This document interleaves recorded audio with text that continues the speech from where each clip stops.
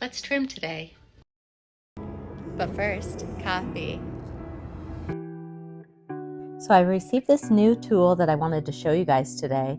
The sides unscrew and you can attach different blades. So both ends are removable and they have a lot of different shapes that go in that area. They're pretty cool. I really like it. You'll have to try this. But today we're going to trim this plate. I already got it started. I have checked my thickness and now I'm going to remove this side. I'm just going to go up and down and just remove any excess clay that I don't want. Plates are very easy to trim. There's hardly any trimming that you need to do on the sides. Most of the trimming is going to be on the bottom, and I always add a foot. A foot is very optional. If you like it, then add it. If you don't, then obviously keep it flat. I do like a foot on pretty much all of my plates. The other thing that I've been seeing a lot is people adding an extra ring in the very center of their plate. A lot of people do this to keep the warping down.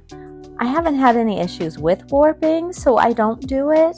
But I do have a platter that I absolutely love that is very large. It's more a decorative piece and it has that ring in there.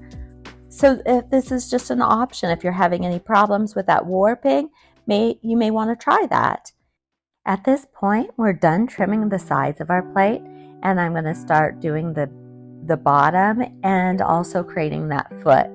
So you can see here, I chose the thickness that I want that foot, and I generally will go just a little bit wider than what I wanted in the end because I'm going to round those corners and that'll make it look a little smaller also. After I get the foot, the dimension that I want it, then I remove the excess clay from the very bottom. And I'll start in the center and work my way to that ring that I created. This will help me make it nice and smooth and even.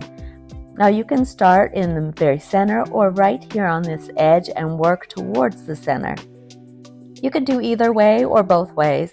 I tend to go both ways when I'm trimming plates just because you have a large surface to cover. And this just kind of makes it easier. You can see the hole that I had created in the very center there, and that hole was created so that I knew how deep to go when I am trimming the bottom. I checked my thickness on just about every pot.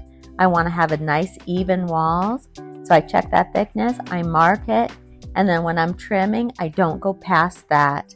That way I know when to stop. There's several different ways you can do this to teach yourself when to stop. But this one just seems to work the best for me. I've been using this since I first started pottery, and I just really, maybe it's more of a habit, but I really like it. So I've got the bottom. I think that looks very good. My foot looks nice. I can see that my side has a little bit of weight, so I'm going to just remove anything that I don't like. A piece on a foam bat. This I just made. All you have to do is take one of your bats, throw a little slip on it, and a piece of foam. I draw lines on it to make it easier to center, but this little bat works really nice for anything low like this. Put my chop on there, and we're done. I can't wait to see you all in the studio. Like and subscribe.